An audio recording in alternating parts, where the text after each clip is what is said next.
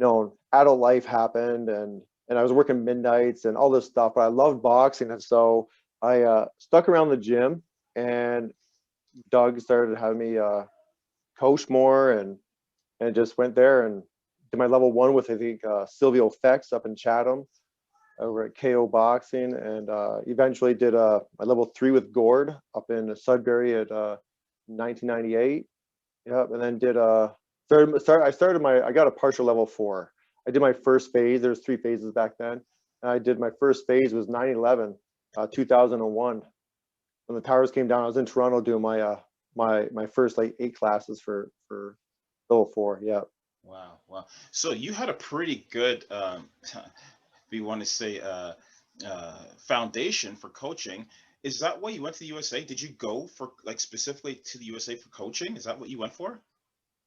Yeah, I did. I didn't know what exactly. Do it properly. I mean, I drove across with bags and books, strapped to it, and I didn't know how long I was going to be there, and I was almost illegal for about 15 years.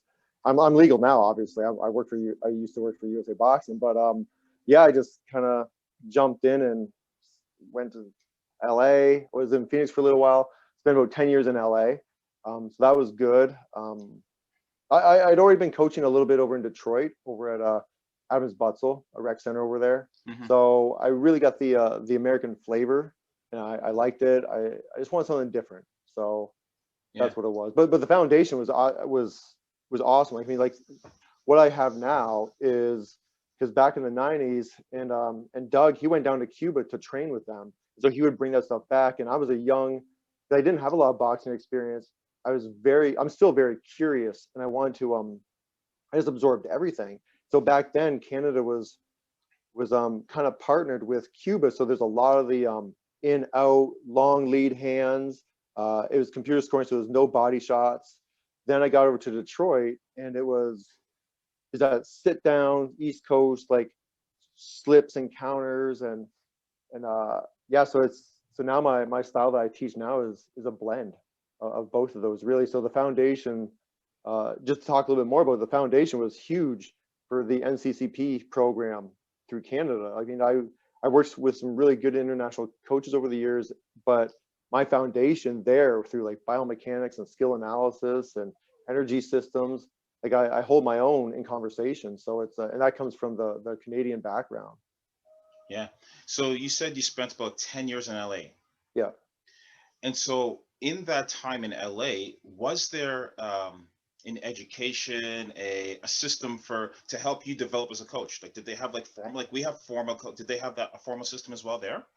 No, not at all. So I got there, and and I called up USA Boxing. Obviously, I didn't know them then, and and I was like, hey, so I'm a partial level four over in Canada. I want to transfer over here. What does that look like? And they're like, sorry, you got to start all over again with level one. I'm like, all right, let's see what the American system is. Jumped in, and it was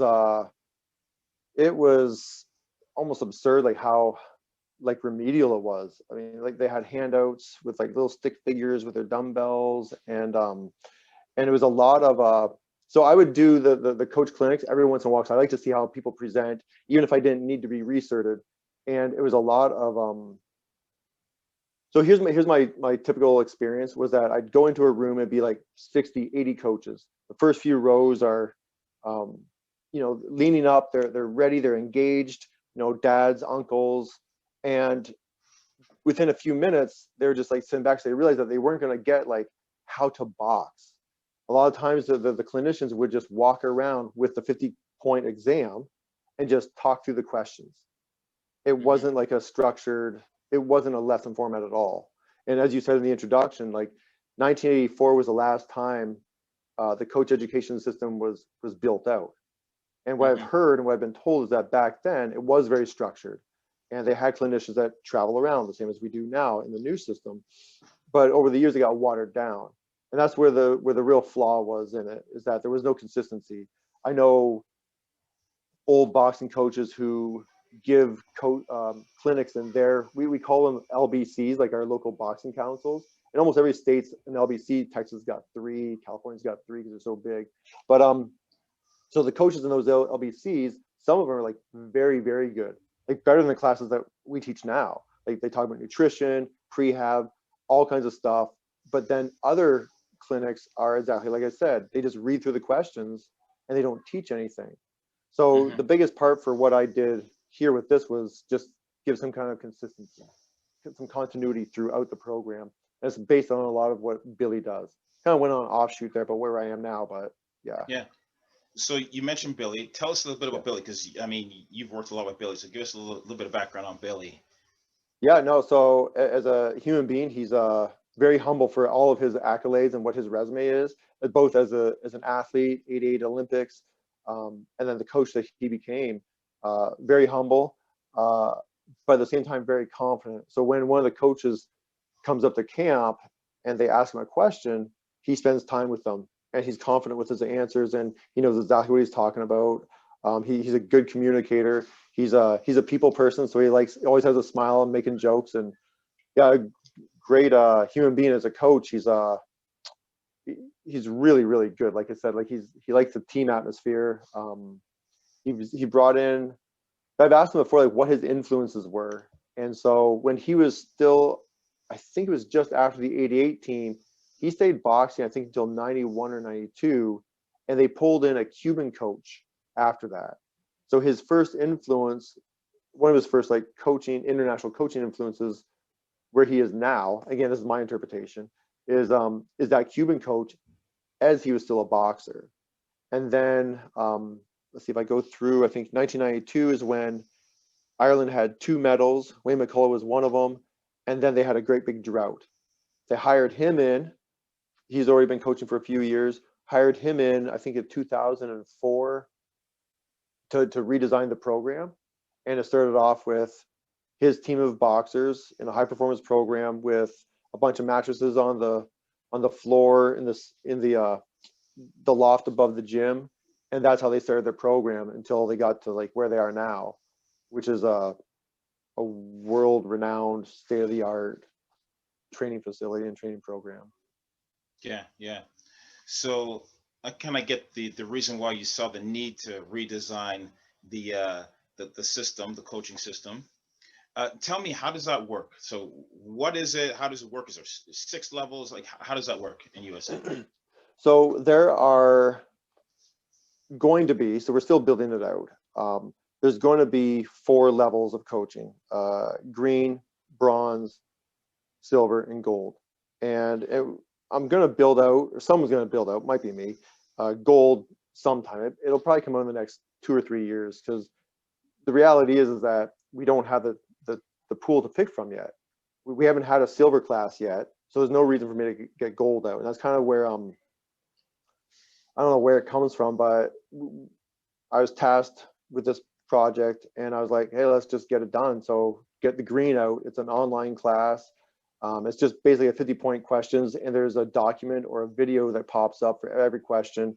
If you need, like if you're like a mom, dad, or former fighter who's never coached before, and it might take you a little bit to get into it, then the answers are there. You just got to find them. And that's again for entry level coaches, moms, dads, former fighters. Then we've got the silver, no, the bronze. The bronze is a 2-day class, 16 hours, no pass or fail test. But my little bit of influence on that is that, um, like, I'm really grateful I came up in the 90s where there was no YouTube yet.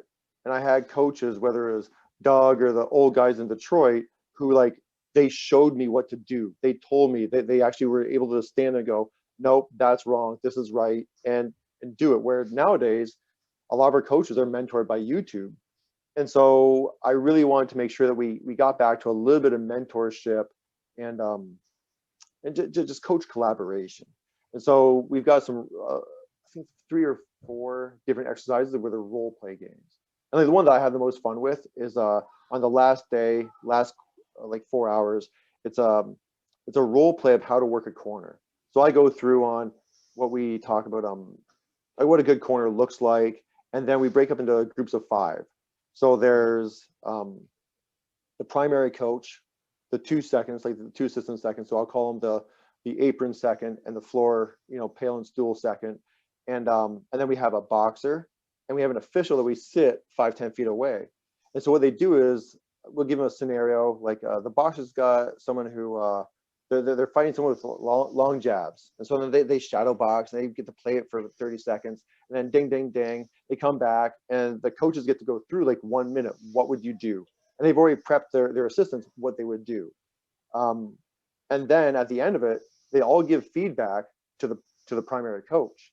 Hmm. So especially because I mean, like new coaches, they don't realize that there's a white shirt 10 feet away who's got nothing to do but watch you and the rest. And so if you're smacking your kid and swearing at them, that might affect the score, or their opinion of you. So it's really good to I think it's a good one. And I've had people give me feedback that we do it at national tournaments. And I had one person come back and say, I've worked many corners. I've worked corners at the national tournaments, but this time going into it, I felt even more prepared because I got feedback from colleagues, and I'm even tighter now. I'm like, that's awesome. That's exactly what we're supposed to do. So that's bronze. Um, and then silver is going to be a 2-day course, but it's more sit down lecture. And this is the stuff that I want to like periodization. Like Americans, they just don't know periodization. And even if like me, like I my wife makes this joke that she's like, I want to get you a shirt that just says want to talk periodization, because I'm talking about it all the time. She has no idea what I'm talking about, and she's, God, Chad, really? But so even if I look on YouTube, like periodization is all about like weightlifting and block versus traditional linear, and it's like, dude, it's not that complicated. It's just set it out. It's a plan. And so we do periodization, some mental tools, and that kind of stuff. And so, and like I said, gold, we haven't built it out yet. So here's the basic premise: is that green is to get people into the door. Bronze is to teach coaches how to do 1-day events, how to make weight, mentally, physically prepare for 1-day event, take another 3 weeks, 4 weeks, go to another club show. Silver is for tournament coaches. And because we have a lot of tournaments over here, we have 3, usually not in a COVID year, we have 3 national tournaments: an East qualifier, West qualifier, and then the nationals. In an Olympic year, we have 4 tournaments. So we have kids who just compete at tournaments all the time, but the coaches don't know how to periodize it. They don't know how to recover properly. They don't know how to like peak for that. So that's what this is all about, is doing that. And then the gold is going to be how to take that internationally. Again, making weight, mental, physical, how to play inside of a team while I'm on an airplane going abroad, don't have food and water the way I'm used to it. That's what the goal is intended to be. Excellent, excellent. You quickly you said the word mentoring there, and that's something that I know we've talked about on the coaching committee. But how do we allow our more senior coaches to mentor younger coaches and keep them involved? Do you have a system for that? So is that like an actual is that ingrained in there? Is there a process that you guys have for mentoring coaches? No, so Billy and I both would love to have some aspect of mentoring. Um, I don't I don't have a system for it right now. I would love to personally dig in myself and play around with it a little bit more, and then see how we can apply it back. I think that the mentor might look like in the gold. So my thoughts for gold are to get coaches like the ones who sign up for gold to come out to the National Training Center. We usually do twice a year. We do what's called an orientation camp. So for our junior and youth teams, they come out one time in March just to kind of acclimate them to on elevation in Colorado, how to play team, all the international techniques and techniques and tactics. And then when they have a competition, usually around end of summer, they come back for another like preparatory camp. Hmm. And so my thought is, what would it be like if we had 12 coaches who were going for gold and they came in for the orientation camps? So they got to see exactly how it plays out. They spend 5 days up there. We can put them to work and have one coach per 2 athletes to play, and then let them see how it looks like to do a pre-brief for the coaching staff, to do a post brief, and just talk it out and see how they feel with it. And so that would be like really short term 1 week mentoring. Um, Gotcha. yeah, yeah. Okay, cool. Now you mentioned the The National Training Center. So I want to get into that, but educate me a little bit because I mean, when I was fighting, I went and I fought at the National Training Center. I believe it was the National Training Center, but it was in Marquette, Michigan. So like David Reed and Vernon Forrest and those guys were there. But Colorado Springs must have been there. So is there more than one National Training Center? Is it centralized? How does that work for the high performance?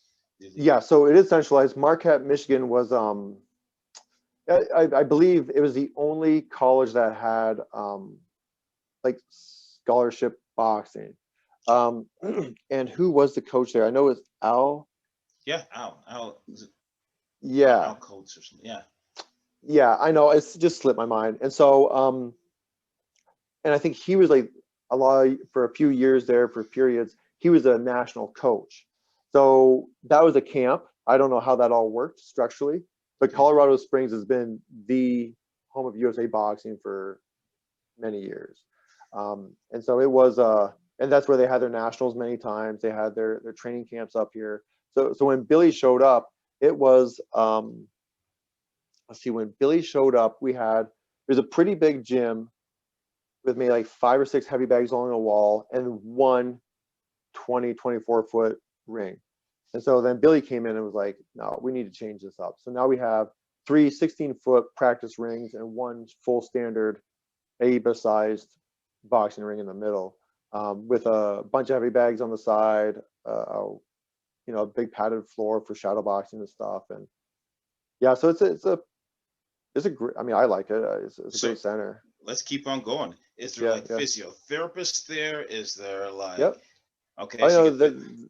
Yeah, they have a whole. I mean, I'm sure if you want to like dig in a little bit, you look on the USOPC Yeah. website and see what it's all provided. But yeah, there's so every block of sports gets its own like umbrella of support, like a Mhm. nutrition, sports psych, a physio. I don't know how. That's pretty general, probably. They just sign up and go. Like if they need to go get Mhm. an ice bath or hot ice, then they just go. Um, and then we can hire our own people outside of that. So we do have a psych, a sports psychologist, and we use in-house nutritionists, the same nutritionist that does wrestling. So yeah, that's all available. It's the Right. U.S. Team USA. It's been a great opportunity for me. And one of the things that I love about my job at USA Boxing was networking.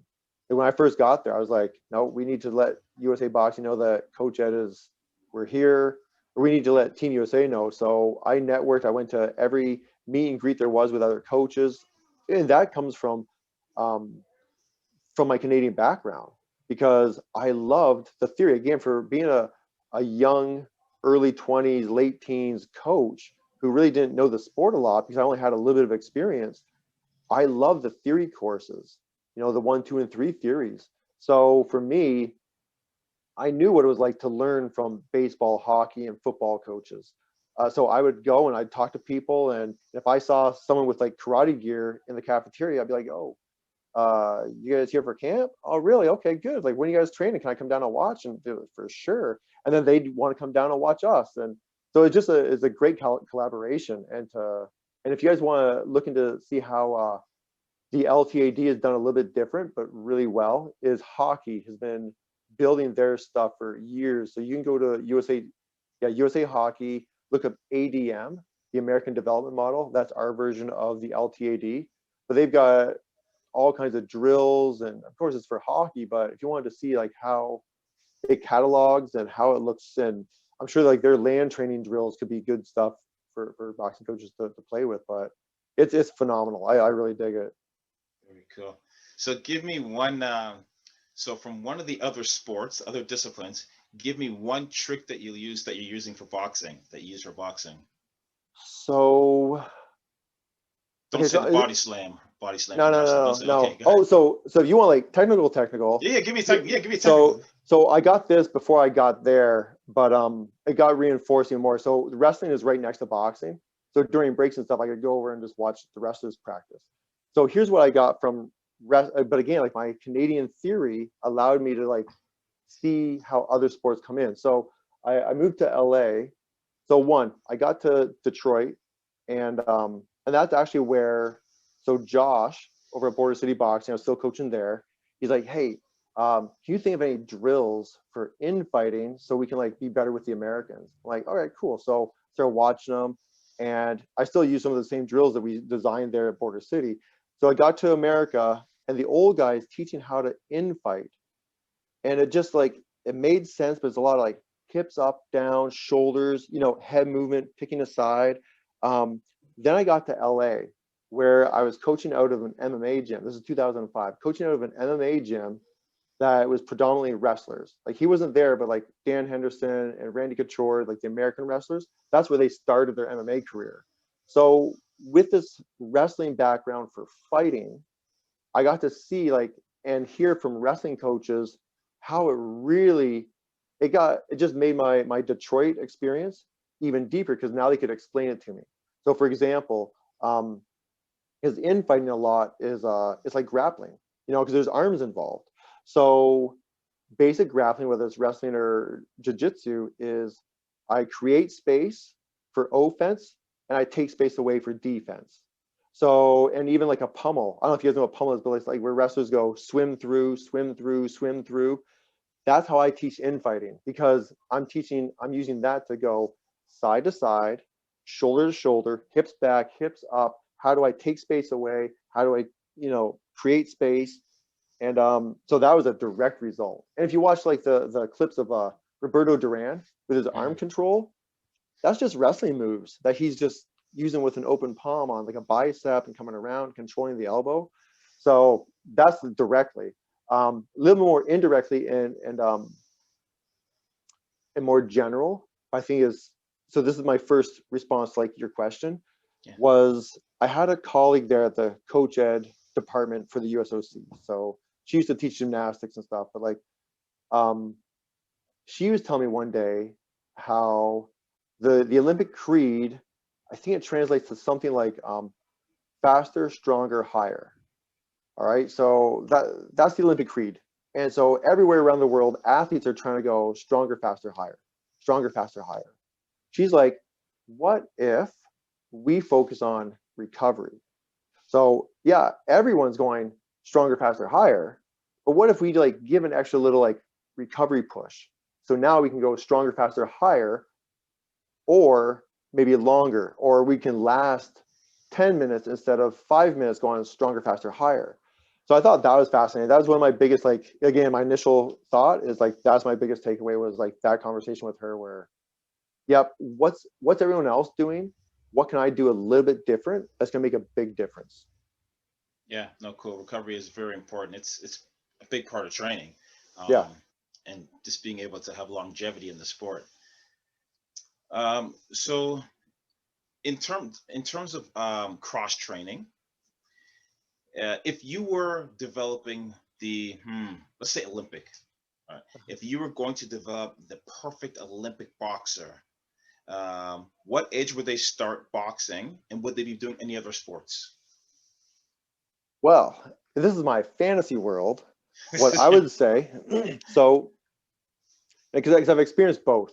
I think in Canada when I don't know what you guys do now, but like back then it was you could start boxing at 12, or maybe it was the 11. You had to be turning 12 that year.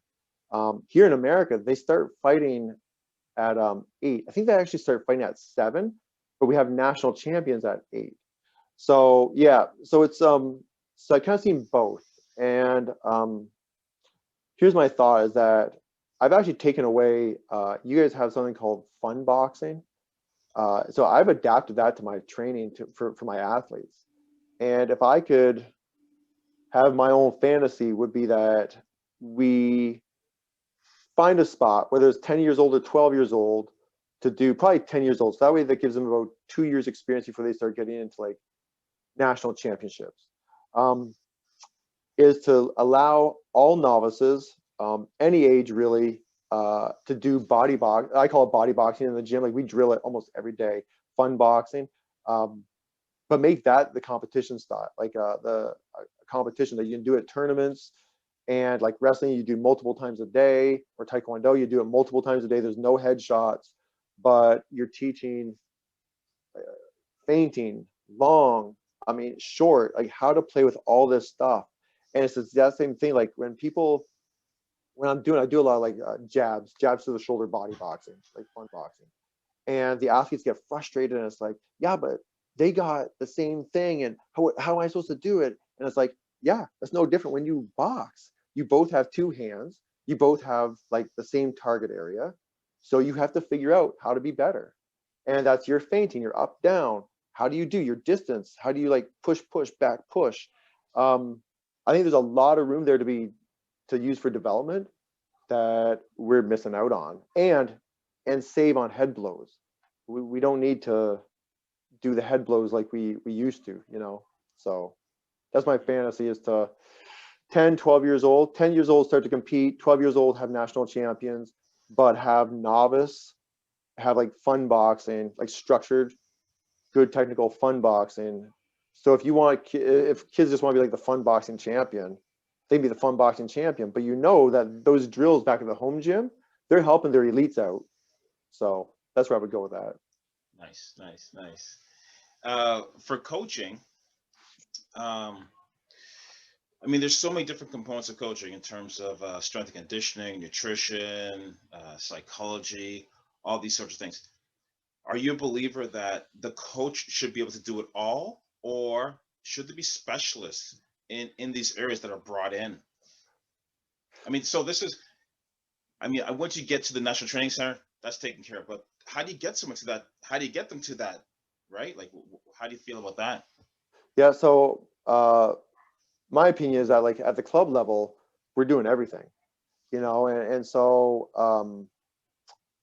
yeah, I think we need to know. So here's where it's like being a manager. Even if I'm managing McDonald's, like it's good if I've dabbled in, if I've spent a week as a fry flipper, if I've spent a week as a burger flipper. So that way when I'm managing, I at least know what I'm talking about. And I know that if I don't know what I'm talking about, I know enough to go get the answers. Right. So I think that like for the club coach, it's super valuable to dig into psychology, nutrition, all that stuff, because even if I get to the point where I have elite athletes, and I'm not talking elite the category, I'm talking elite like the status. If I have elite athletes, then I need to know at least the basics so I can go find the professional that's going to work best for me. I mean, like I don't know how many times over the years I've had um, people go talk to nutritionists, and nutritionists are got them on good plans and stuff, and it's like, yeah, I get it, and I'm not saying like we're gonna dehydrate and dry people out, but like it's not gonna go as perfect as you think it's gonna go from your textbook. You know, it just isn't. And there's different things in boxing, and so but I need to know like what it is so I can convey the message and relay it back. When I was again, now that I've been doing this for a couple of decades, like I realized that there was value in me not having a lot of experience as an actual boxer, because I didn't have a huge, like I wasn't a national champion to go, oh, this is the way it has to look. So I remember reading somewhere once that there's 5 fitness factors: um, strength and conditioning, cardio conditioning, let's see, nutrition, mental preparation, and flexibility. So then, me and my curiosity, I was like, well, what if I add skills and strategies, or techniques and tactics? So now I've got the 7 essential elements of athletic success. And so I dug into like every book, every video, everything. I talked to everyone I could about nutrition, flexibility, mental preparation, like all these different elements. And I mean, it's all there. We got Google now, so it's all available to at least again know what I'm talking about enough to go get someone that really knows what they're talking about. I think also knowing a good foundation for myself gives me the confidence to like, it's cool if I don't know everything. I'm not supposed to be a nutritionist, but I need to know enough to be responsible to convey messages and let my boxers know that like I've done the due diligence for your best interest, and I don't know what you're asking me right now. I'm gonna go find the answers. Hmm. Hmm. There's 2 more things before we wrap up. All right, bring it. um, so, I mean, you've done the NCCP courses, and you've done other things around the world. Where does the NCCP rank in terms of, its validity and what it brings to coaches? So a lot of my research when I was doing the coach ed stuff was is boxing stuff. Like I got England's tests, Australia's tests, and it's a lot of boxing based. Where the NCCP is again, it's a theory, technical, and practical experience. So the feedback I got, I didn't realize. I mean, I love it because again, like I cherish it. I went to New Zealand for a conference, and they were like, "Oh, you've got NCCP background, dude. That's like world renowned. Like Canada sells that out to other countries for them to use." I'm like, "Oh, really? I had no idea." And so it's really a world renowned program, and that was like, and I still look at my it's kind of like I feel like it's like King Tut's tomb. Like, I mean, I got like all these like relics that I again cherish. I mean, so I still got my level 1, level 2, level 3 theory books. I got my level 1, my level 3 technical books that were printed in like 1989. And so, and I got the LTAD book. One of my colleagues over there sent it to me when it got published. So like these are things that like I look at all the time to just refresh. Um, so yeah, I think it's a great program. It's probably the best. I think that like it's the best grassroots program I've seen or heard of. So now, of course, if you go over to Russia, the first 20 people in line for the national, coach program, they've got university degrees. But for the average coach that's got 0 to 15 years experience, uh, again, energy systems, periodization, nutrition, and I didn't know what you guys have now. I mean, I met Jill Perry over in Poland, and she showed me what the locker is. This is a couple of years ago, and I was like, wow. And so then I dug in. I got in there. They still let me log in with my old NCCP number, and so I log in and like there's all kinds of stuff available there. I mean, it's fascinating and it's well structured, and I think again for the grassroots level, the club level, it's I don't see why people wouldn't take advantage of it. It's right there. Nice, nice. And I did not pay Chad to say any of that, but coaches, the locker, the NCSP, the coaches association, like it is such a great tool. When you get in there and you start looking at the resources that we have available to us, and it's really really good. So make sure you take advantage of that. Let me just say one more thing on that is Mhm, that what I've recognized is so as I'm building out the silver level over mhm. here, I've got there's a couple of USOC or USOPC online courses that I've used for the mental prep. So again, like I know it, but I don't want to be the one that's designing the program around mental prep. So we got mental prep, a couple other ones in there, like personalities, like DISC. You guys know what DISC, and so and what I've recognized that like so the three elements that we have on the mental prep is goal setting, self-talk, and anxious levels. And I'm like, this is stuff that I've been teaching for years. I mean, like it's pretty basic stuff. But now that it's so ingrained in my in me like working it out to build the silver, and I'm at a new program like the Marines where we've got it's a pilot program because they haven't had boxing in the Marines for about 10 years. Like even in their like hand-to-hand combat, they don't do head blows. They haven't had done head blows for 10 years. So we've got a pilot program with about a handful of open class, a handful of novice, a handful of like brand new. So it's crazy that like all the stuff that I got from the USOC that's super basic, I find myself using it every day because I force it. Like again, a new athlete who doesn't know about self-talk. And how do I say it? It's just like I just rattle it off. And so I mean, I'm guessing it's the same thing. Like even if I took a nutrition course from the locker and I know this stuff, but it's a different way of saying it. I mean, like let's just be real for a minute, right? Sid, like you and me are in the gym and you've got a kid who you've been saying keep his hands up for months. And then I come in, I'm like, oh, yo, Billy, you really got to keep your hands up. And what's Billy do? Comes over to you like, guess what? I just learned from Coach Chad. And it's like, okay, sure, whatever. But I don't care because he's keeping his hands up now, right? So it's the same thing. Like when I dig in to find different ways to say stuff, and this thing that I've been saying for 20 years to this person isn't working, now I have something else to pick from. So again, that's where like again, like Sid didn't pay me or anything, but like if you've got the locker, you get YouTube channels, and just find different ways to say stuff, and it's going to be an asset. Awesome. Awesome. All right, Chad. That is the end of our time, man. Cool. That flew by. Hey, thank you so much again for taking the opportunity, taking this time to come and chat with us. And I know we're talking about talking more about the mentoring and that sort of thing. So again, appreciate your time, man. Yeah, absolutely. No, thanks for the opportunity. It's good to see all these faces. And if I can just say one thing on the way out is that seeing all the faces and the names come up, I really applaud, like, I'm guessing Canada, Ontario, whatever, for the amount of women names that are in here.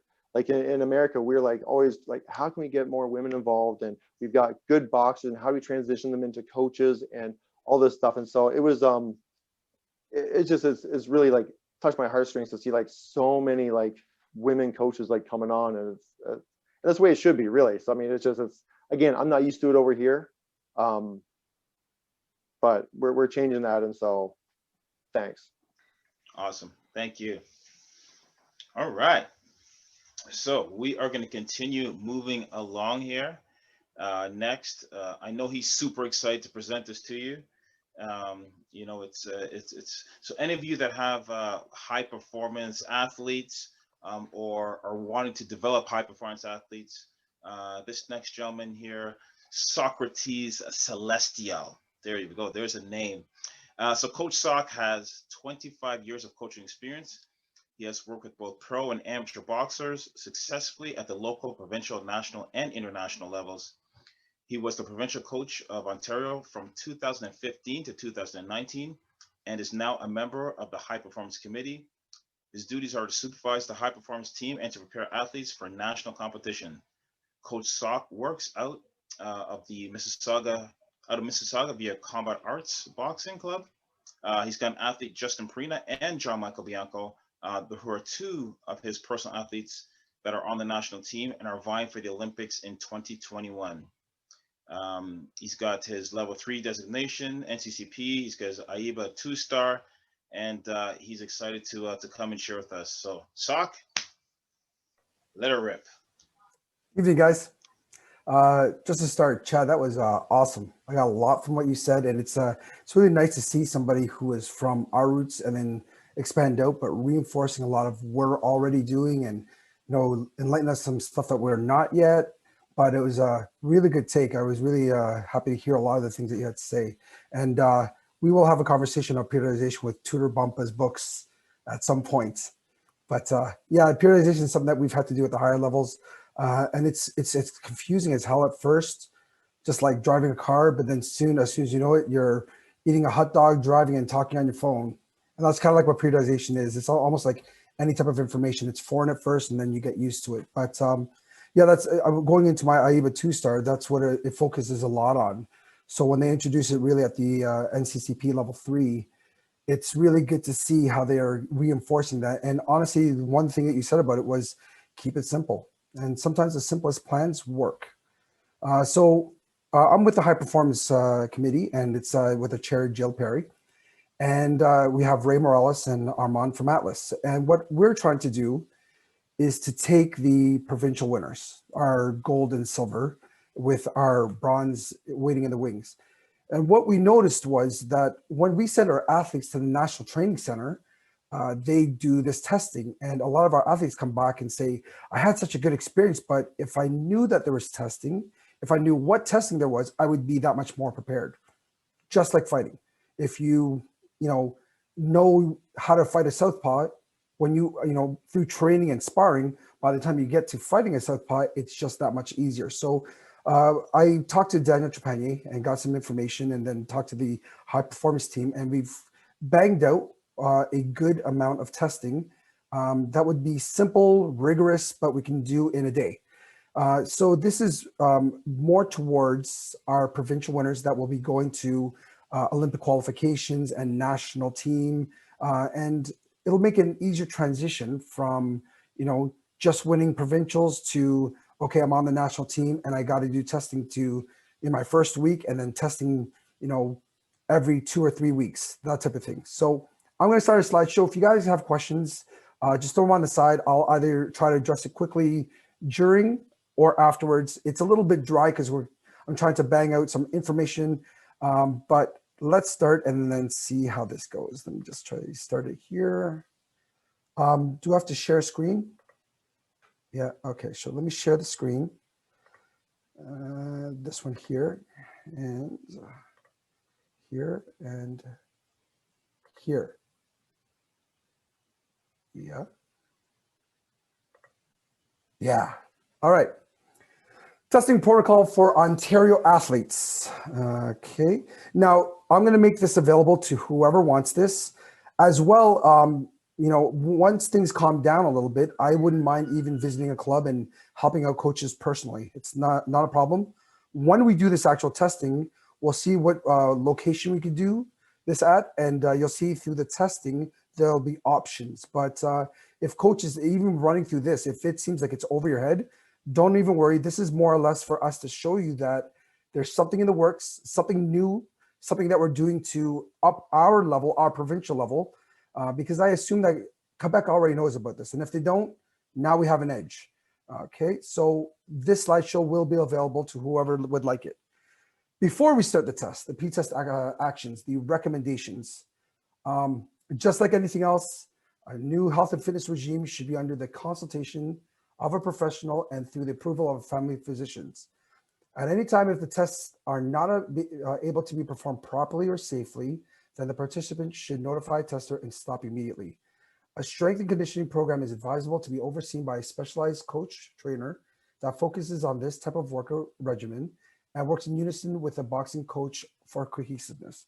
Now, the reason why I address this is because I deal with an array of boxing coaches. And in the past, if I could label old schoolers, some coaches don't feel comfortable or even have the belief that strength conditioning is a thing. I've had coaches tell me, Socrates, they'll get stronger through the boxing program alone. They don't need all this BS. If that's your point of view, great. I'm from a different area of expertise where I feel like I'll do my part. And if I feel like my athlete needs more, I'll hire or outsource a strength and conditioning coach. I've done that in the past. And even with the athletes I have on the national team, I've also had them with mental strength coaches or sports psychologists, nutritionists, osteopaths, different areas of expertise. Just like Chad had said before, I don't know everything. So if I don't know something, it's better I pass it off to somebody who does. In the end, the athlete is the one who benefits. And that's the whole reason why we do this, is for the athlete's benefit. So body composition, for those of you who have done gym class before, body composition test, fat test, that's just something that's kind of like standard. So the skin fold test, it's a very old test, basically 4 areas, the back, bicep, hip, and tricep. The age, weight, and height are taken at this time. So we're just basically getting everybody cataloged and, you know, starting their file. So the part Q will be needed to fill out and liability for the rigor to complete the testing. If for any reason they are not medically competent to proceed, then an alternative may be possible. All medical information should be given at this time. So let's say we have our golden gloves or something before nationals. That usually is about 2-3 weeks minimum to about 6 to 8 weeks out from nationals. We should be doing this test roughly in between that time or shortly after they're given an offer. This means that we're basically dealing with people who should already be fully at health. And if they're not, that's what I'm saying. Well, maybe we can do another test date for somebody who has sprained their ankle or just medically they're not the best. This is not to pass or fail our athletes. It's exposure. What we're trying to do is let them see, hey, when you get to National Training Center, expect A, B, C, and D. So this is only to help us, not to hurt us, not to make them feel like I got to pass this, because at the end of testing, I'll give recommendations. Sid, you're a little bit slow on that sprint. Let's work on that. Maybe you can work with your running coach and let's see how we do. You did a 20-meter sprint in 6 seconds. Is a little bit slow. It's a strong jog. Sorry, Sid. Moving on. So the second, we're going into basically a power profile. Now the testing is going to be done in different increments. So power profile, we're working on power peak, average power, speed peak, and average power. So how are we going to do that? Bench pressing. And that's basically all there is to this. So to complete, what we're going to do is complete a general warm-up. We're going to have everybody in the room and ask everybody to warm up. Just a general warm-up, lights, skipping, stretching, and then we'll do a bench specific. So we'll allow everybody just to get a very light load, like just a bar. Lie down and just do a couple reps just so that the body is ready to do this at full speed. So what it is, it's 5 loads. And men start at 30 kilograms, women start at 20 kilograms. If you guys need the variable, multiply that by 2.2, and that is your poundage. The weight includes the bar. So 30 kilograms, if you take an Olympic sized bar, if you've never worked with one, they weigh 45 pounds. That is less than 30 kilograms. So this is, I mean, for a load, first load for men to lift a bar off their chest, it should not be a problem. With the consideration that we're dealing with gold and silver medalist athletes, and those will be basically our best for each category. Now you'll notice as well that it just says 30 kilograms, but doesn't denote the weight. That's not even mentioned with the national testing. If he's 52 kilograms or she's 91 kilograms, same weight. So the bench is marked, as you'll see later on in my notes. Mark will be set on the bench to place the scapula in the same position. So it's a fair testing. We go to the second load. They do that properly. Basically, they lower the bar 1 inch from the chest, hold for 2 seconds, then raise as fast as possible. They burst up without having the shoulders leave the bench. We move on to load 2, adding 10 pounds for men, 10 kilograms for men and 5 kilograms for women. Load 3, again, another 10 and another 5 for women. So the final load, which is 70 kilograms and 40 kilograms. By the fifth load, might be a challenge, but in my experience with the strength and conditioning I've done with my athletes, this is not a rigorous test for 70 kilograms. And they're only looking for 1 complete press. You'll see there's no massive amount of repetitions. It's just power. Okay, strength would be more repetitions. Moving on. Maximum push-ups. Now, if there's a boxer not doing push-ups, I'd like to speak to the coach. Let me go back here. So this is where it's different. Tempo, 58 beats per minute. Metronome app can be used on a smartphone if a real one is not in place. I don't know how many of you have a real metronome, and if you do, you probably play piano. But I have found it on my smartphone quite easily, and I use it actually in regular training. So there are a series of beeps. Now, 58 is not fast at all. Start position, they begin with straight arms in a push-up position. To complete the repetition, the chest touches the floor on each rep and finish the rep with straight arms, so down and up. The rules, they respect the tempo, the bips or beeps of the metronome. The first bip, chest on the floor. Second bip, go up with straight arms. End of test, breach of the rule above. 2 warnings allowed, end of the test at the 3rd warning. So Chad is doing push-ups. He's got 10, okay? He doesn't hit the bip at 11. So 11 doesn't count, but he's still allowed to do it. 12, he does not hit. 13, he does not hit. It's over. 10 is his number. Again, if that's over your head, I'll explain it more in detail, but you're allowed 2 mistakes. If you make it up, you get those 2 back, okay? At the end of this series, I'll show you the scores that you need to test. But that's just basically, push-ups are easy. Understanding the tempo of the beats per minute for metronome is just kind of like clap, clap, clap. So just get your athletes testing with push-ups at a regular pace, a regular cadence. But you can also look on your smartphone and just look up metronome, put it to 58, and just get to working on that. And that's the reason why I'm giving you guys the answers now. Because this is not supposed to be testing where it's a secret and then it's like, bang, you failed. This is a test where all the coaches come together and say, listen, this is what's on the test. Socrates gave us the answers already, how to do it. Let's work on it. We're not looking to fail our own athletes. We're looking to prepare them for the national level. So maximum sit-ups. Again, this is a very basic test. A lot of these tests are just done at regular high school level, and some at for people who are testing for the police. So 54, obviously it's smaller than 58, so it's even slower.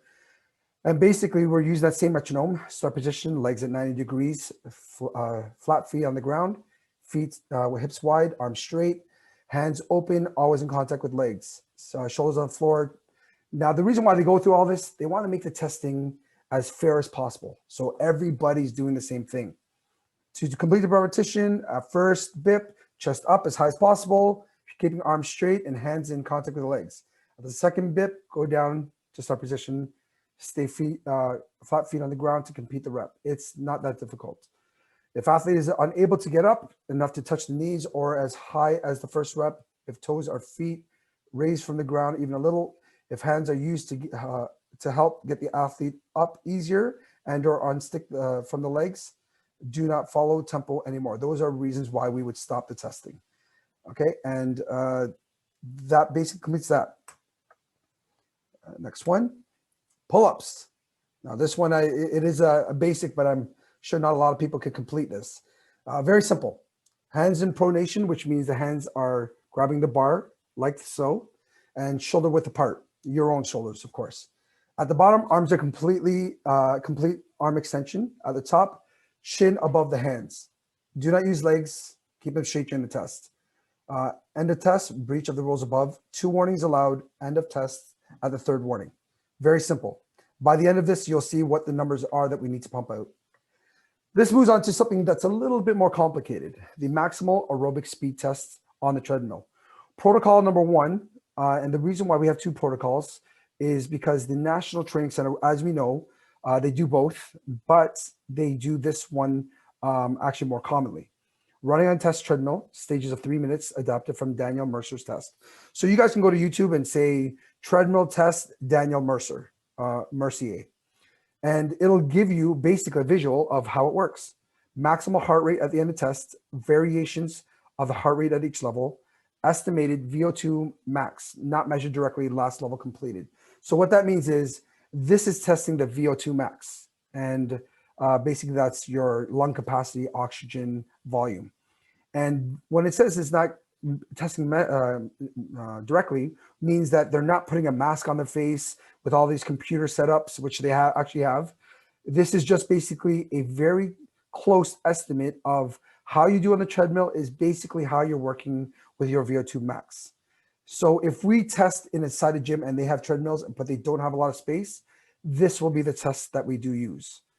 Moving on to the next one, this is the alternative and more common one, as many of you guys may be familiar with, the beep test, 20-meter shuttle run. It has a very mundane robotic voice, and it's the reason why most people throw up on their testing. So this one here is a cardiovascular endurance test. It's known as the multi-stage fitness test or a beep test. It's widely used to test participants' maximum aerobic threshold. This is a replacement of protocol 1. So if we could do number 1, we will not do number 2. If we could do number 2, we're not doing number 1. Test maximal heart rate at the end of the test, variations of the heart rate at each level, VO2 max, and the last level completed. So what is it? It's a progressive test that starts easy and increases in difficulty. It is vital to give 100% effort from the start. However, stay in sync with the beeps. Do not run ahead. The beeps will control when the athlete starts and stops. The goal is to reach the cones in time with the audio recording beep. Turn and do the same back and forth until the test is complete. Pay particular attention to your turns. Either foot must touch the line and pivot to change direction back the opposite way. As each cone is reached, a tester will cross off the shuttle number on the scorecard. When they are giving out the cadence, they will say the numbers, 6.5, 6.6. You have reached level 7. The test is complete when you're unable to reach the line by 2 steps when the beep sounds. So the beeps continually get faster and faster. Pass for a Boxing Ontario athlete is a level 7. Now I've done this test 3 times with the police. Pass is a 6. So basically boxers can get away from police officers quite easily based on this test. But yeah, I've done it at level 6. Level 7 is considered average, but you got to dig deep on that. Again, we're dealing with our gold and silver medalists. This should not be a problem. There's our scores right there. So men and women do have different scores. But you can see for men, it's on the low end, and for women, it's in the kind of the middle, and that's considered average. In my lifetime, I've seen one guy do it to level 13, and it was very impressive to see. I think it was the last test of the day, and they just let everybody just go, and they just let this guy keep going, and everyone started cheering on. It was really fun to see. But use this as a scale, and coaches, if you're very curious, put yourself through it. You could just go on YouTube and just say beep test or 20-meter shuttle run audio, and you'll have it at your command. Next test, sprint test. Again, this is Sid's area of expertise. 2 cones will be set 20 meters apart. Participants will run at maximal speed from one cone to the other. Time will be measured from start until they pass the second cone, allowing the athlete to overrun to push to the maximum effort without risk of injury. 3 attempts will be given to get the best score. Only the best score will be submitted. And those are the scores right there. Excellent for males is under 4 seconds. Average is 4.4 or over. Female is 4.5 and average is 4.8. So I think I tested Sunny Thin recently, and he did phenomenal with his. He did his in 4 seconds. And he's like 6'7", 6'8", I'm not sure, but great athlete. And I should expect a good handful of our athletes to be able to hit this. If not a big deal, work on it. It's sprints, and we got good weather coming, so take them out to the track, and 20 meters should probably be marked off. If not, it's probably easy to mark that off. Now, the shuttle run and the sprint tests are given that we do have a clear, flat surface that we can do that from. Depending on where we test from, we need a minimum of 20 meters, but that is something that we'll have to figure out later on. So this is boxing specific assessment using the electronic bag. That is something that they do have at the training center. Now, what I personally have, I'm not sure, Chad, if you use this, is the Hisco. It's a little meter you put in your wraps, you wrap it up, test your hand speed, your volume, your power punches. That's something you could use in testing. However, if you look here, anterior deltoid, triceps, and biceps, basically, that's what the muscles are working with. It's basically determining how good of muscle quality and body quality that they have. Now, this is the test, the first test. So they have 5 tries, front and back direct. So the maximal power hooks. They'll be asked to throw 5 hooks as hard as they can. Now, again, as hard as they can without injury. 5 tries, uppercuts. 5 tries, cross. And what they're measuring is the impact strength for each index. Technique, record the best results, video feedback to work on technical points. This is taken from the national team directly. If an athlete comes with a cell phone, he can tape it. We won't need to tape it. We just need to basically mark, that they're going to be going through this rigor and that we're going to be testing it. Now, the protocol too, these are both going to be done, the interval training. Now, to break this down, how this works, 4 by 15 seconds on / 15 seconds off. Okay, so I'm going to take Cedric here, bring him to the bag. So he's going to hit the bag 15 seconds as fast as he can, non-stop, stop, 15 seconds off, 15 on, 15 off. So he does that 4 times. Without losing any tempo, goes right down. Next, it's going to be 20 seconds on, 20 seconds off, 3 times. Moving down, 30 seconds on, 30 seconds off. Then he gets 45 seconds break and 4 rounds of that. So that all there, if you calculate the 4 times 15, 3 times 20, 2 times 30 on, that equals 3 minutes. So basically we're testing how many punches or how conditioned are their lungs to work for 3 minutes. Now it's 4 rounds. Basically they're just saying, we know we fight for 3 rounds. We want to see how you look like in 4 rounds. So the parameters can be changed according to the coach. The measures, maximal heart rate and variations during the test, hit frequency. Hit frequency decreased during the test. Like, when Chad's wailing out at 4:15 is great.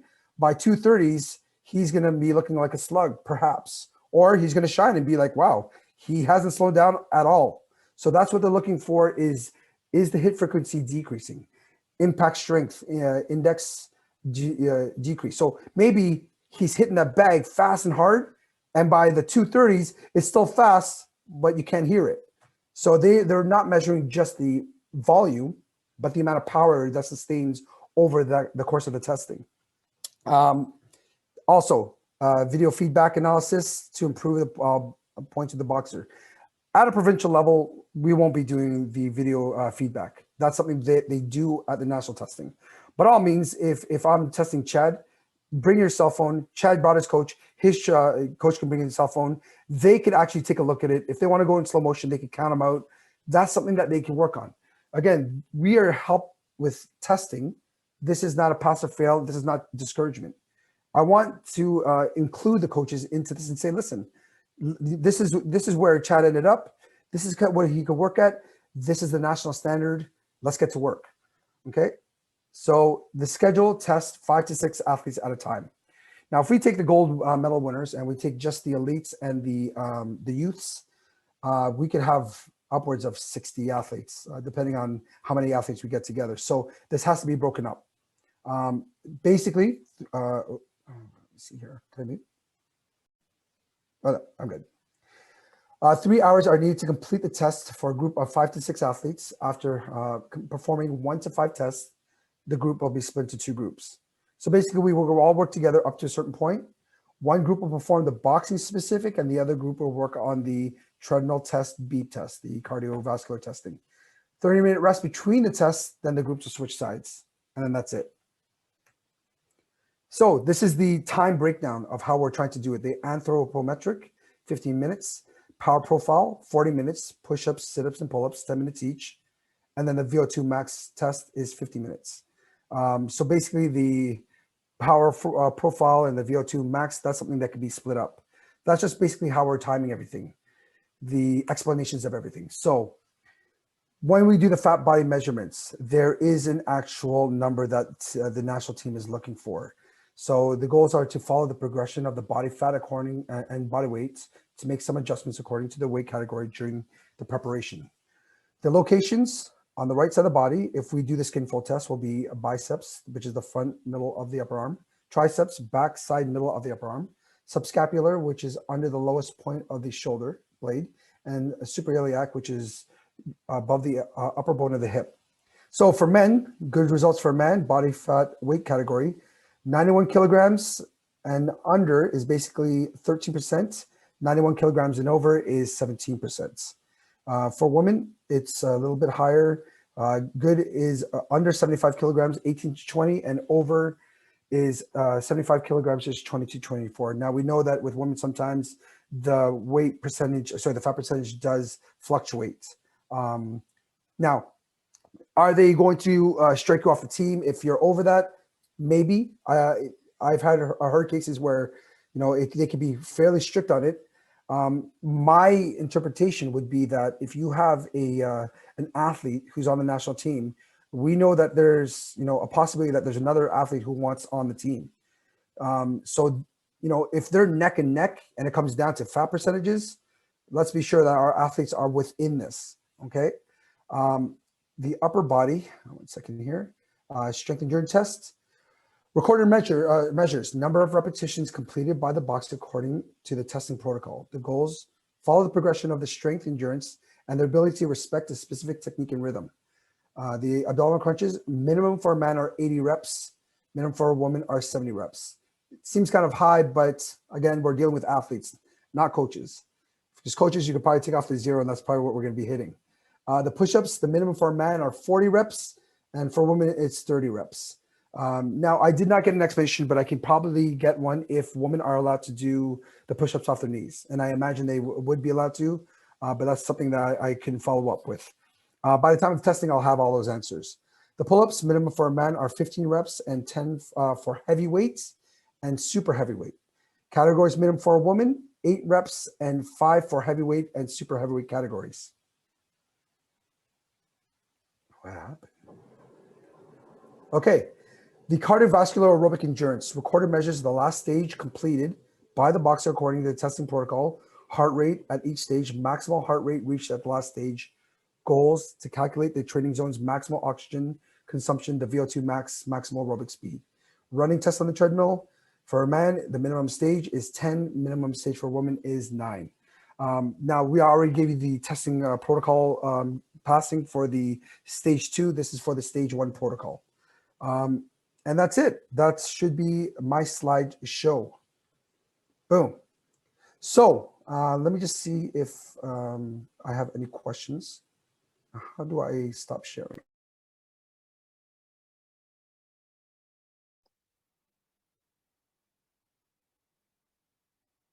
Perfect. Okay.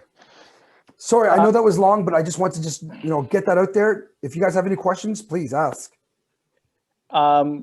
So one, we did have a question about the standards for the testing, which I guess were in the last couple slides. And I just will mention that if anyone is looking for the slides, we will be sending it out to participants, if that's all right, Soc, I guess. Absolutely. I mean, again, this is for our information, for us to exceed. It's not like, a pop quiz where it's like we don't know what's ahead of us. I want all of our athletes to be prepared so that we can just crush the test, because when we get to the National Training Center, I want them to say, wow, Ontario's athletes just smashed all the tests. And we want to smash the tests. Perfect. So that was question number one. Number two was, has the high performance committee looked into using the Pan Am Center for testing? Absolutely. We do have a contact there that Daniel Trapani has put me in contact with. And such a gentleman. We work with athletes like Mandy Bujold. Sid knows him very well.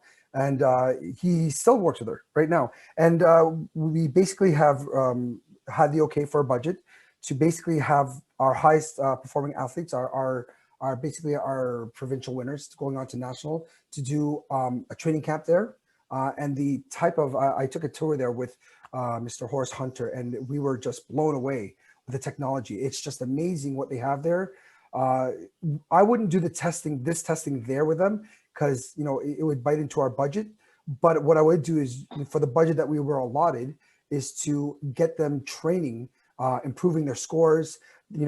We could take some of our athletes and say, 4 of our athletes basically failed at the sprint test. How can we improve it? They have a whole team and facility of all sorts of things you can think of, hyperbolic chambers and treadmills and stuff I've never even seen before. And they can take that and say, okay, so let's see your run, let's see your scores, and then improve it. But again, we're using this for our highest level athletes so that they can perform on the Olympic stage or the Olympic qualifying stage.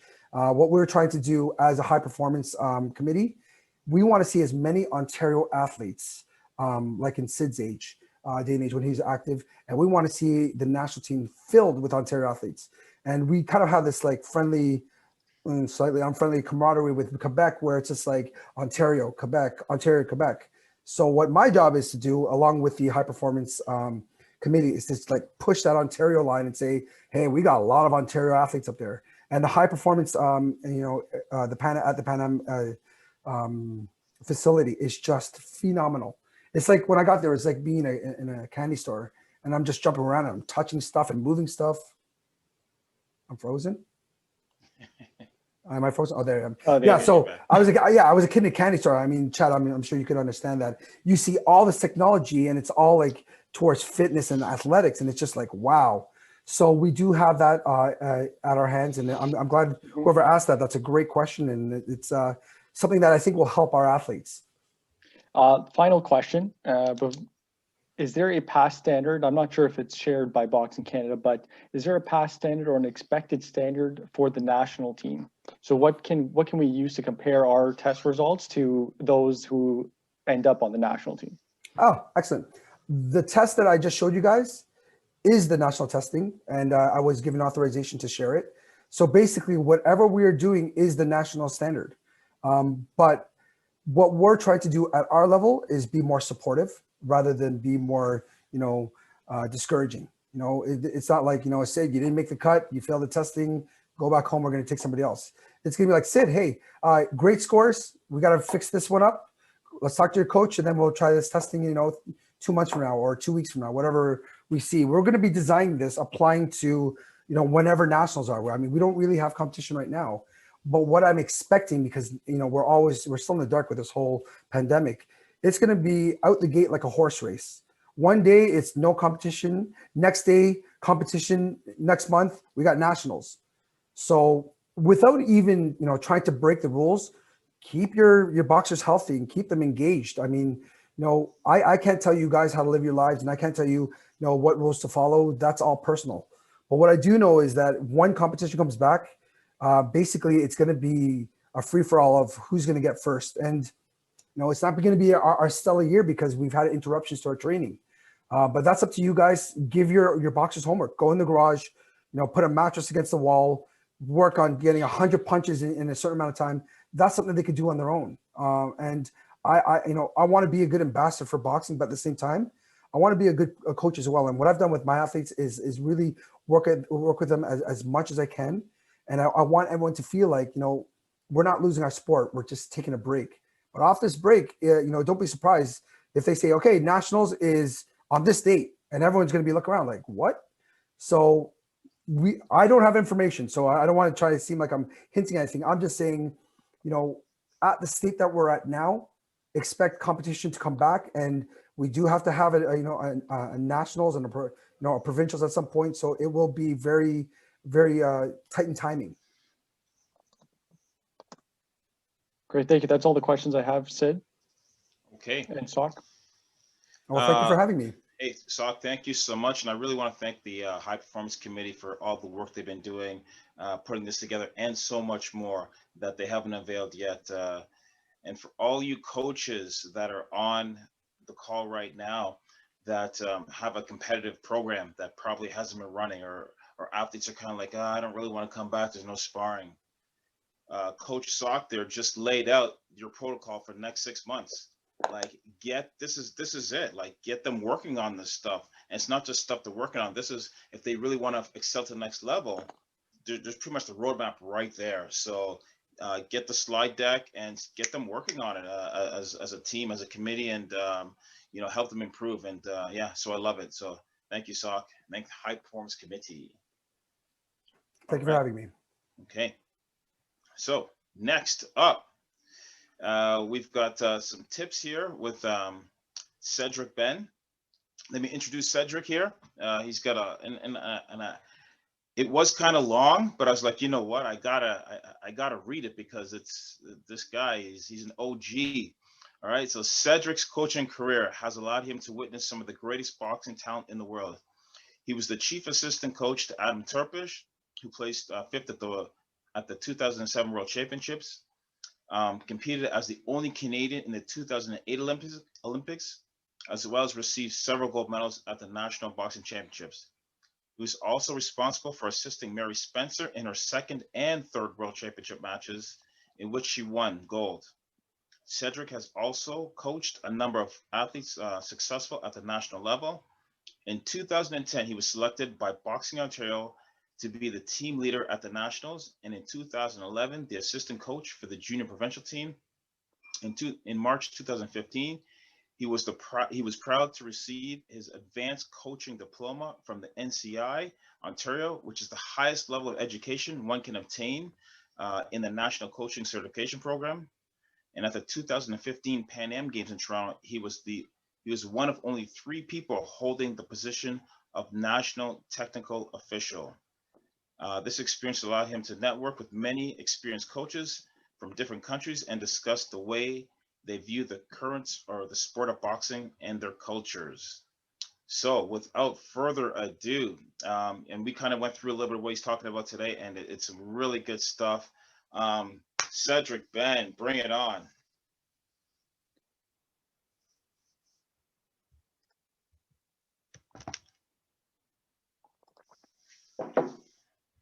See if we can get him off mute there.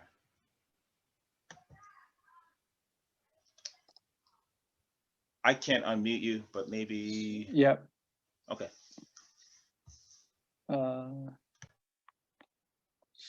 Sorry, there's 2. Let's see if it's this one.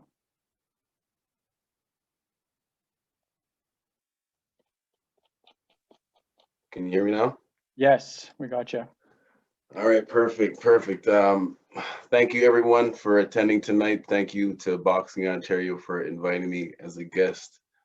So I have 6 coaching tips that I'm going to be going through when you're dealing with high performance athletes, specifically when you're getting them prepared for international competition. I got very lucky early in my coaching career when I decided to become a coach. One of my coaching mentors was getting a little bit older in age and was slowing down with his coaching, but he still had two high performance athletes on the national team, one on the female team and one on the male team. And he was also a coach on the national team. So when he was traveling to one of the few international tournaments with one of the boxers, I was at the gym helping the other one get ready. Not coming up with my own stuff. He would call me from wherever he was at around the world at 6 a.m. our time and tell me exactly what to do with the boxers and helping them get ready for their international competitions, which they not only qualified but also won medals.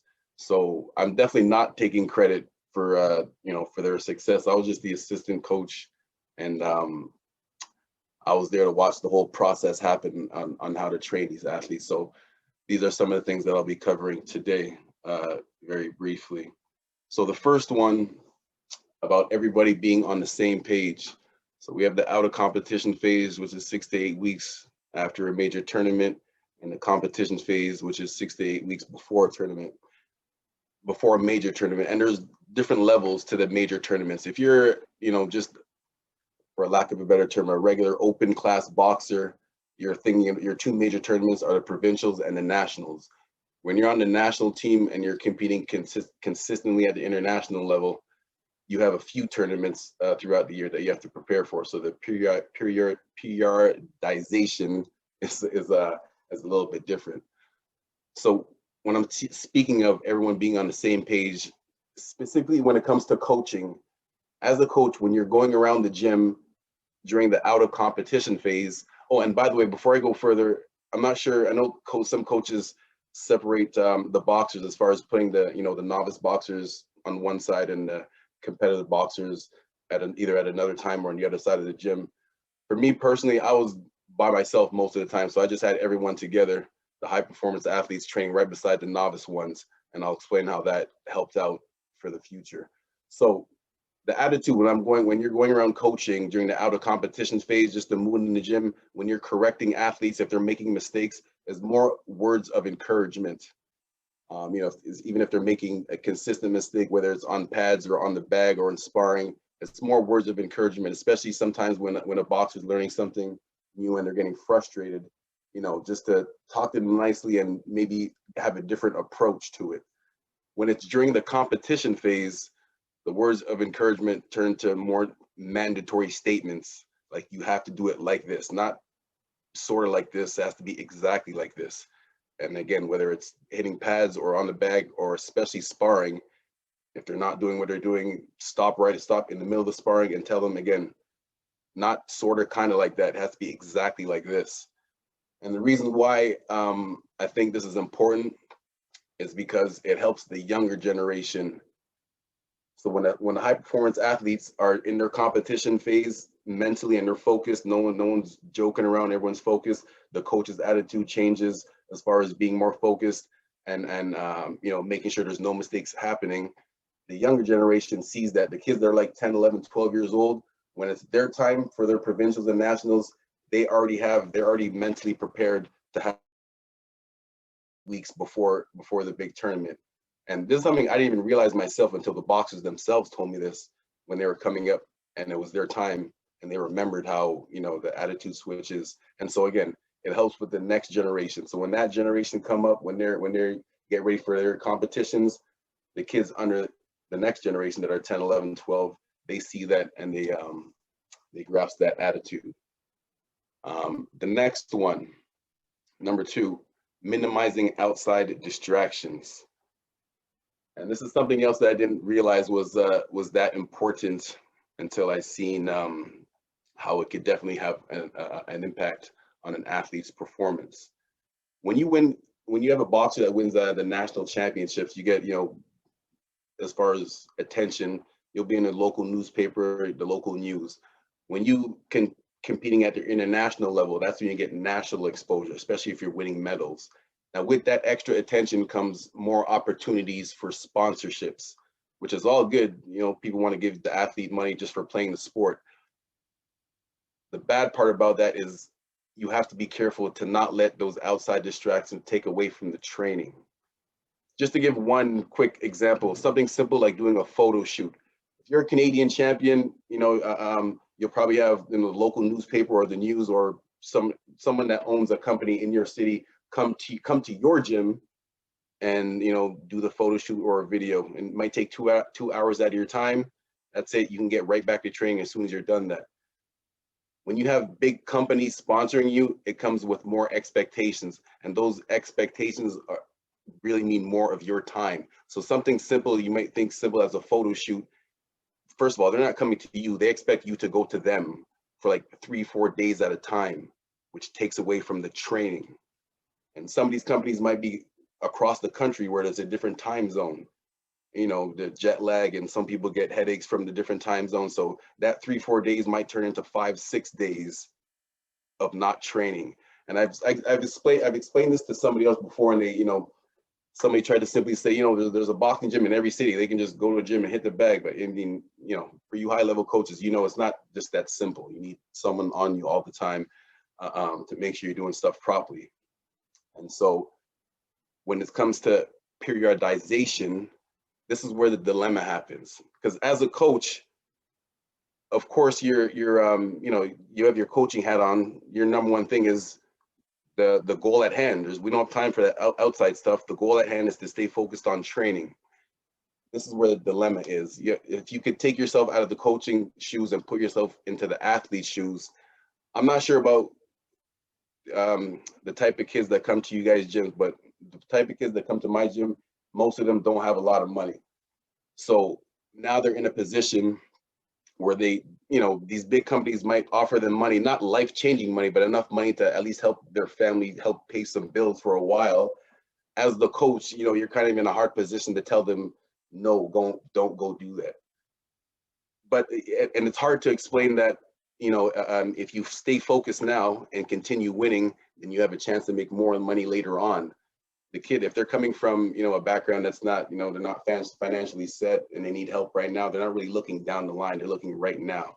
So again, coming back to training, as the coach, you have to try to minimize those outside distractions by sticking to the task at hand and just explaining to the athlete that staying focused on winning and your training, which is the whole reason why you're getting these opportunities in the first place, is going to help you more in the long run as opposed to the short success, financial success that you're having now.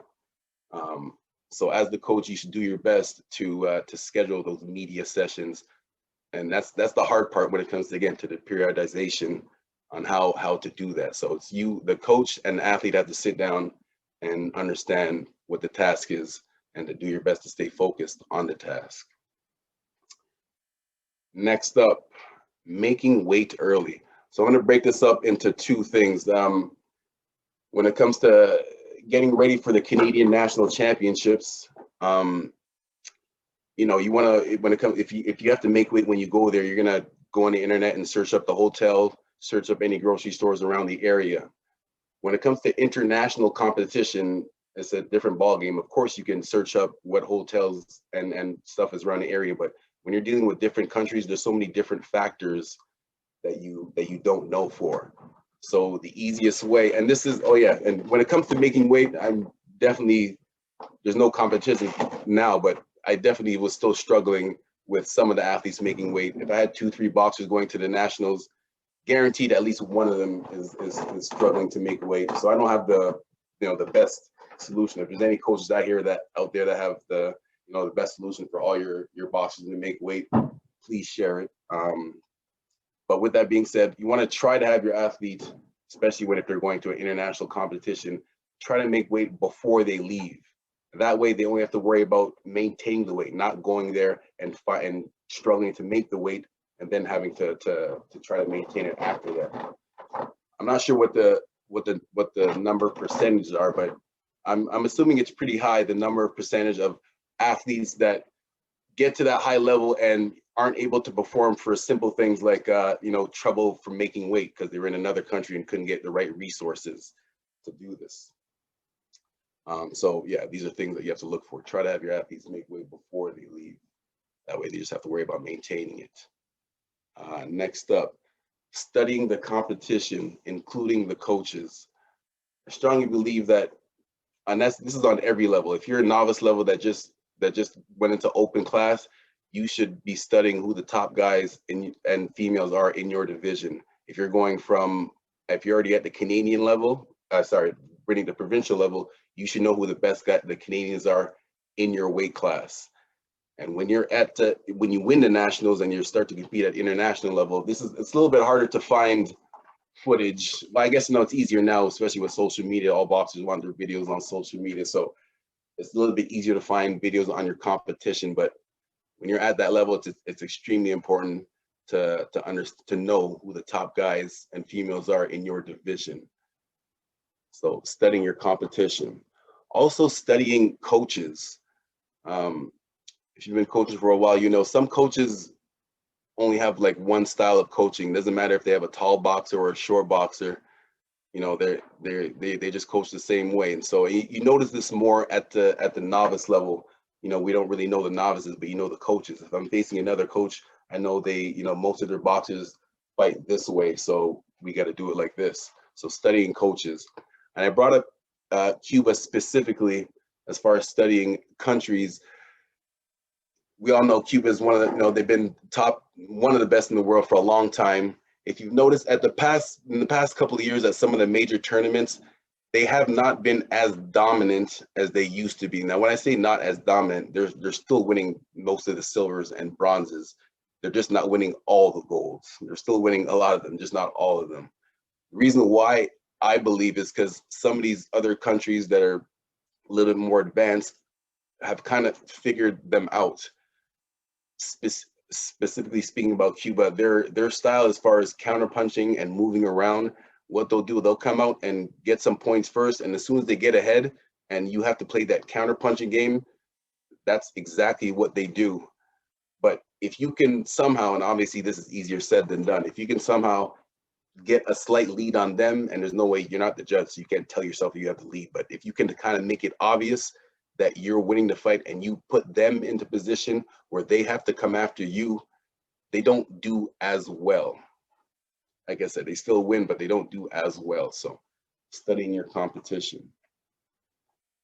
Next one up, how to incorporate strength and conditioning with boxing. Obviously, I'm a volunteer coach. My day job is a personal trainer. So for years, I've been trying to figure out, the right training techniques or whatever for boxers. And what I found out, first of all, it is not necessary. It does help, but it's not necessary. There's, we all know plenty of national level boxers and international level boxers that have had success and don't really focus on strength and conditioning. So it definitely does help. It definitely does help if you incorporate it properly. One of the number one things to consider when strength and conditioning is mobility.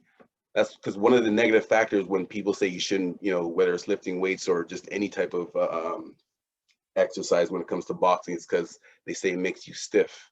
But if you focus on your mobility, specifically in the shoulders and hips, limited range of motion in the shoulders and hips have a direct correlation with your performance in the ring. So if you're going to be doing any type of strength and conditioning, you have to make sure you have just as much of a focus on your mobility for your shoulders and your hips. As far as when, I just realized that I made a mistake.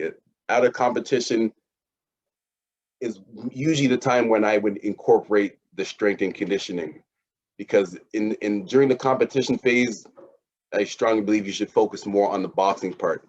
Now they say there's no exact numbers, but if you're not doing any strength exercises, you lose some of your strength week by week. But that's only if you're not doing nothing. If you stop your strength exercises, but you're still running your miles, sparring, hitting the bag, you're still going to maintain your strength. You're not going to lose it. You're at least maintain it. And of course, when it comes to winning at the amateur level, there is some knockouts, but there's not too many knockouts. So it's not necessarily the harder punch that's going to make the difference. It's just the punch, simply the punch that lands and the punch that you avoid landing. So your offense and defense, that's going to get you there. So in that competition phase, just focus strictly on boxing and recovery. Again, shoulders, hips need to be mobile for the best performance. And the last one, mental training. It's one of the hardest things to train. You know, with the physical part, we could tell a boxer, you know, keep your hands up, do this, do that, run a couple miles, but you can't control what goes on in the mind. It's one of the hardest things to do. At the highest level, when it comes to competition though, at the highest level, when you're going to a tournament, everybody, it's the mental part that makes the difference. When you go to a major tournament, you already know months ahead of time that you're competing. So when you show up there, everyone's going to be in shape. It's not, being in shape is not the difference when you're at the highest level. It's who stays mentally sharp, or who is not going to make that first mistake when you're in there. So little things like studying your losses, I highly encourage for boxers to do. And I'm sure other coaches have this problem too, especially, and it's funny because it's a lot of times it's the high level boxers that do not take well to constructive criticism. Because a lot of times they only hear the criticism part. Me personally, I think it's because they hear so much of the praise around them. All their friends, their family, people in the community, they hear about the success. So everywhere they go, people are praising them. As the coach, you're probably one of the only people that's consistently telling them the wrong things they're doing to help them improve. Not to talk bad about them, but to help them improve. So I've noticed that a lot of I shouldn't say a lot, but a few high performance athletes don't take well to constructive criticism. So as the coach, you kind of find what approach you would take to doing that. So studying your losses, not only studying your losses, but studying exactly what you did wrong, and then putting that into a drill to do it right. Whatever it is, keeping your hands up, stepping to the side, stepping back, whatever you did wrong, find out exactly what you did wrong and put that into a drill and just drill it over and over again until it becomes muscle memory. And then usually at the end of that study session, maybe spend a couple minutes looking at the wins too, so you can, end it on a good note, and also make sure in training that you're still focusing on the things that got you successful. And that is all I have for now. Thank you. Awesome. Thanks, Cedric. I do have questions for you, so I'm just going to stop sharing my screen for now. And I'm just going to pull up the chat. So actually, Sid, you submitted a question. Did you want to ask it live here?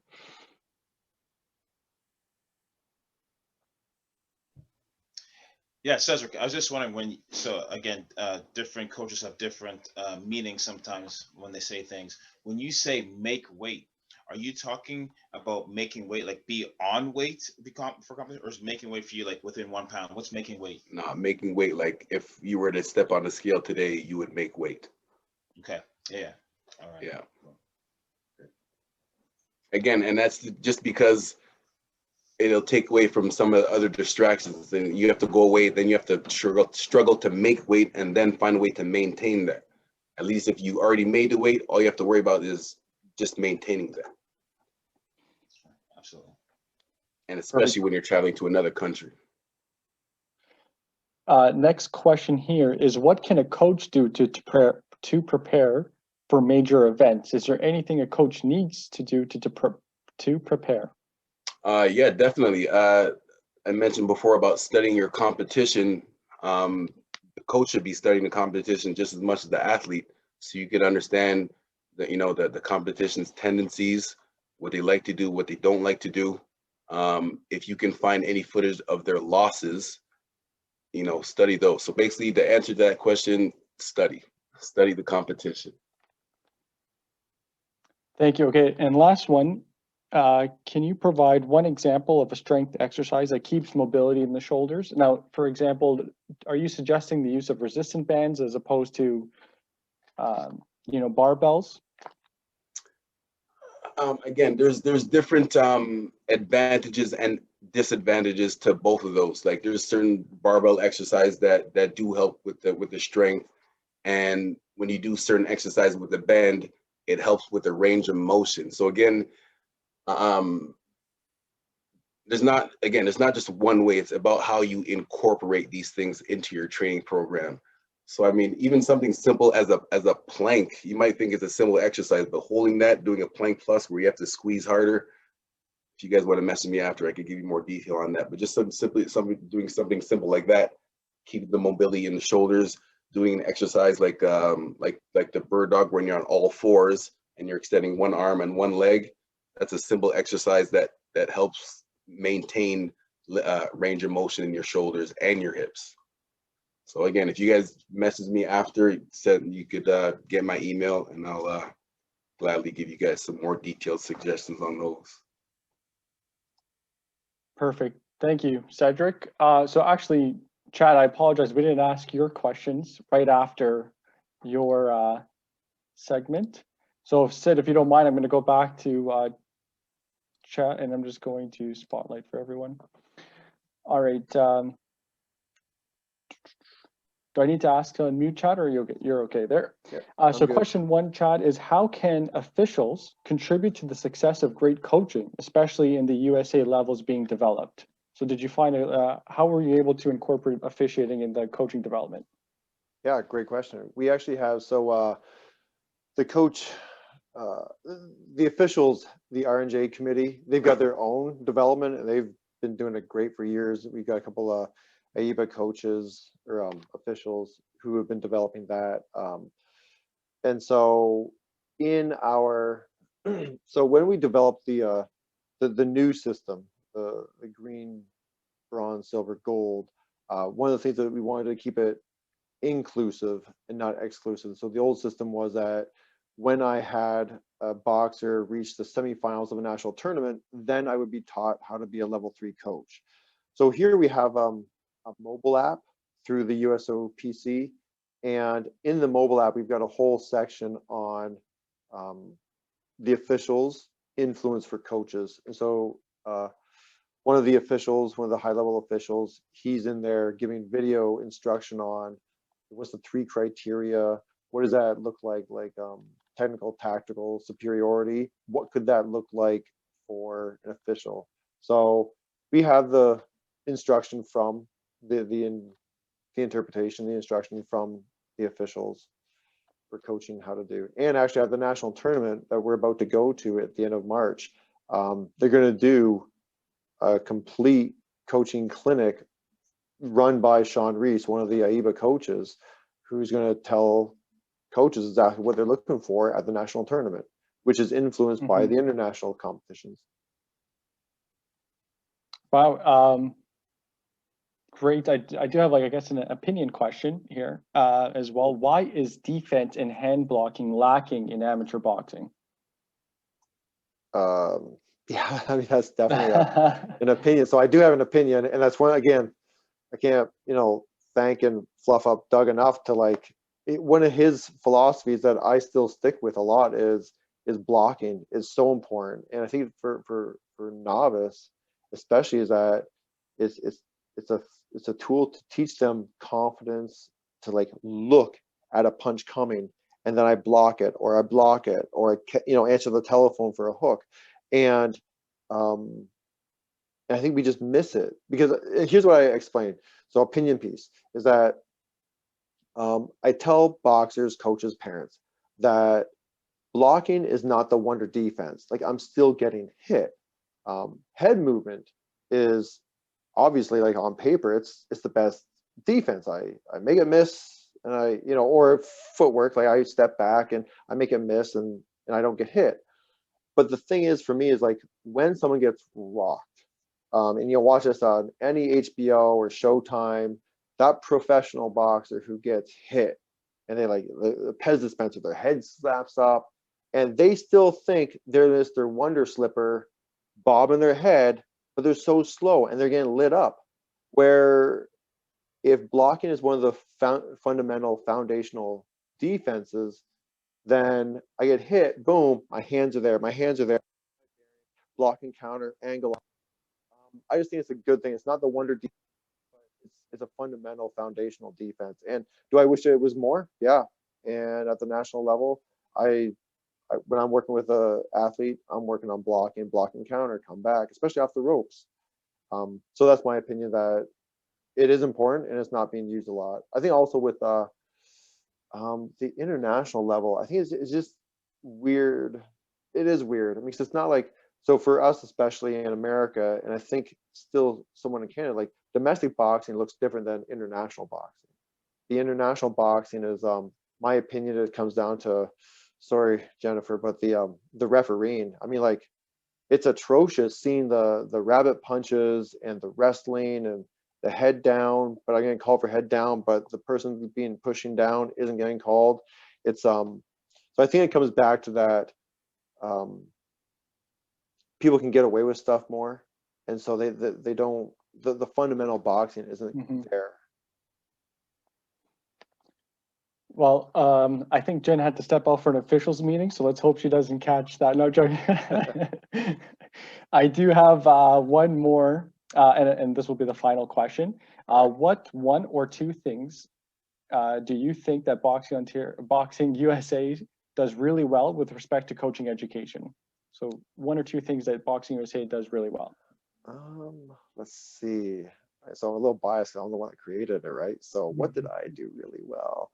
I don't know, really. I mean, it's such a, the honest answer is that it's still in such a infancy, and so here's the kind of like the downfalls and the ebb and flow is that 1984 was the last time it was developed.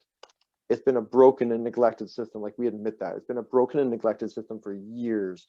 Whether it's again, YouTube is the mentor, and the old adage of, like, to be a coach, you've got to throw a towel over your shoulder, take a test, and I'm a coach, which is different in Canada, because I'm sure you guys probably still have it practical. I had to be a coach and be mentored by Doug for a year before I was officially certified as a coach. We don't have that here. And so with the new coach ed system being in the infancy, and it's a lot of Billy influence, which is European stuff, and a lot of coaches are resistant to it. The coaches who are embracing it is the huge piece. So I guess, like, the asset that we have is Billy's influence to bring in the international and the European flavor. Because what I try and tell the coaches in the classes is that you guys are all American coaches. You already know how to teach American style. So why not take on some of the extra tools, even if you teach pros? Like, take a look, like, we've got more Europeans, and all the stands are turning pro. So if you want your boxer to be well versed, then it's good to at least know what this stuff is and have your kids spar like this. But I think that, yeah, that'd be the biggest benefit, that we've got Billy's international influence, and the way I've put that into the class, that's pretty huge, actually. Well, thank you for your feedback there. So that was the final question. I'll turn it over to Sid for closing remarks. Yeah. Again, I want to see if I can get, maybe we can get Eric to get us to qualify for some PD points. That's a professional development points inside your locker, if you don't know, because this was rich. This was really good, guys. This was really good stuff. I've been to courses, and I didn't get quite as much out of this as I did tonight. So thank you, Sock. Thank you, Cedric. Thank you, Chad. Much appreciate you guys taking the time to come and join us. And just the coaching committee for helping put this all together. And Eric for helping moderate. And yeah, that's all I've got. Thank you for the coaches for coming out and joining us. And you're going to be getting, well, actually, I'll let Eric, you can finish up here. Let them know what you're going to get. Yes. So in the next 24 hours, probably tomorrow morning, everyone will receive a webinar evaluation survey. We would love to hear your feedback on the delivery of the webinar topic and how you feel it was related to your field. As well, we will also share the resources and the recording as well in that email that you receive tomorrow. So we would appreciate you taking the time to complete the survey so we can continue to enhance our online webinar layout. And again, we appreciate all the speakers' time, and Sid for moderating as well and asking the questions, and everyone joining us. So all in all, thank you everyone for your time today.